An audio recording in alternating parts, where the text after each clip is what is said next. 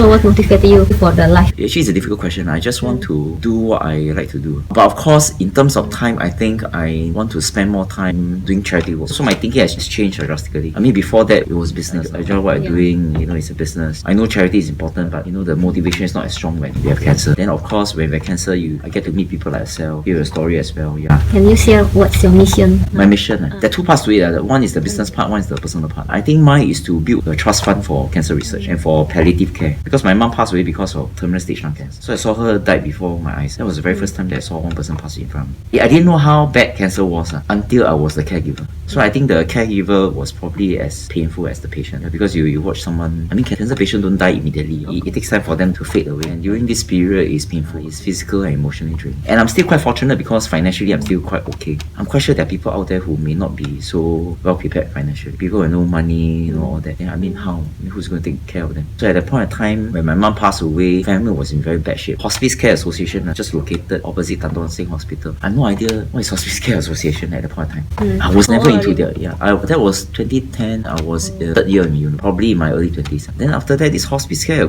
Association lended us a wheelchair. Initially, I don't understand. I need a wheelchair for what, right? So eventually, my mom was initially mobile. She was, the doctor told her she was 3 more months. So the wheelchair, I didn't know what was the wheelchair for. Then I realized that at one point in time, she couldn't walk. Then after that, they lent us a medical bed. In the early days, medical bed is not electronic, so you need to turn before the bed comes out. I didn't know what a bed for until she became totally immobile. Eventually, she went unconscious. So that period was about a year. It was a difficult one. So I realized that hospice care, they didn't charge me a single cent. They even sent a doctor. The doctor come to our house, give us medication. They sent a counselor to counsel me because of the caregiver, and to counsel my mom because to prepare her for death. All this thing was free. You don't have any siblings?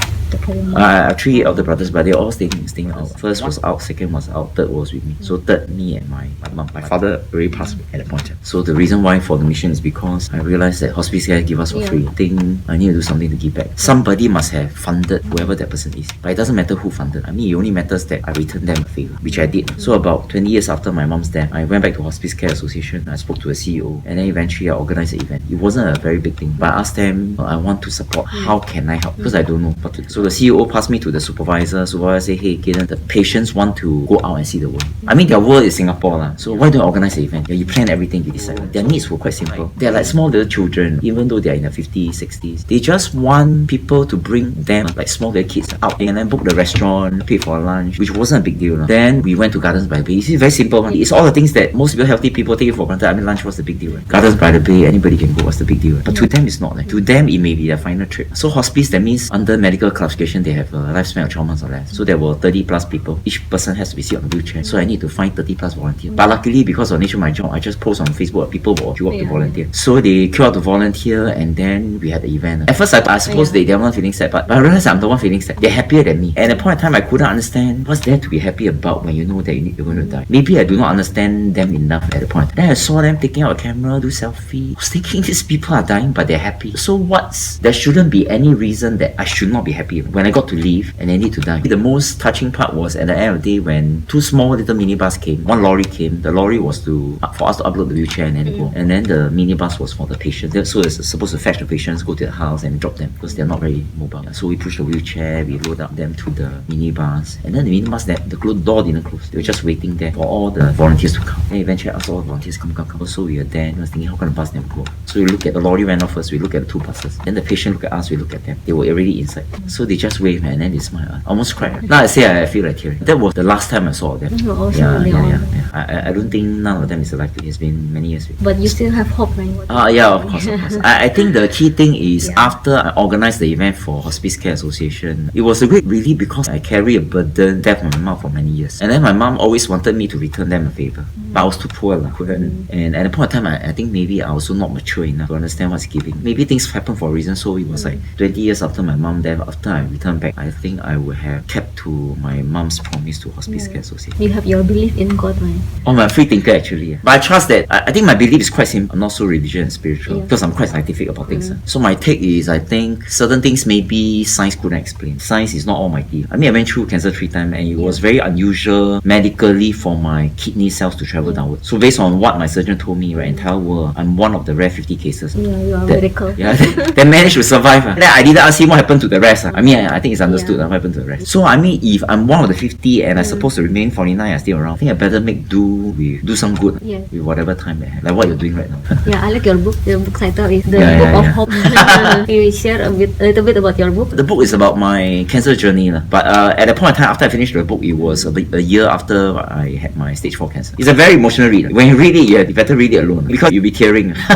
Colorful. Yeah, yeah. So nice. Yeah, correct. Since you went through cancer yourself, I suppose Yeah. you will connect with it. Like when I talk to you, I think I could feel that you could feel it. I think it's quite. Sometimes I think it takes another person who went through what we have gone through to fully appreciate. Yes. It's quite hard to explain to people who are healthy what going through cancer means. Yeah, to relate. Correct, right? They won't get it. What you're talking about, right? I think the fact that you meet me, I think there must be something. Jeven. yeah. I'm happy to see you. Oh, yeah. Thank you. It's okay, don't worry. I should be the one tearing up. It's okay. I believe because for me, cancer is a blessing for me because like it's a wake up call for me to taking care of myself. Maybe I saw all your the while. YouTube. You're going to do some healthy drinks or something like this, right? Feel that a lot of people also helping me, give me advice, do Support, this, do this. Yeah. encouragement. So I know what is work, what is not work. Yeah. So I want to help the other cancer patients, Yeah. not doing the mistakes that I did. Even though like what you say, you have money, but It doesn't matter. You cannot buy time, Correct. I mean, money aside, but in the end, no matter how rich, powerful, wealthy, famous, whatever, we all end up at the same point, which is in the grave. I think the benefit of going through what we have gone through, I think the good thing is give us very good reminders not to take things for granted. Yeah. Yeah, including this conversation. Do you think diet is important? Yeah, but I still eat what I like to eat. It's like life is short. But I think going along the line, last time I was a meat eater. I love beef, red meat. But right now I'm like, I won't like initially go eat the beef. But if the beef come out, eat. Yeah. So as much as I can, like even outside hawker center, like veggie, fruits. You prefer lighter meal. Meals. Last time I was a like meat eater, like a carnivore. I believe because of your belief system, you want to survive. You have hope. That's why, Yeah. So I better eat something nice and see something nice. Okay, I think that's enough. That's enough. Okay, good. Thank you for today. Thank you. Appreciate Catherine's precious time. Please subscribe to our YouTube channel. You will click below.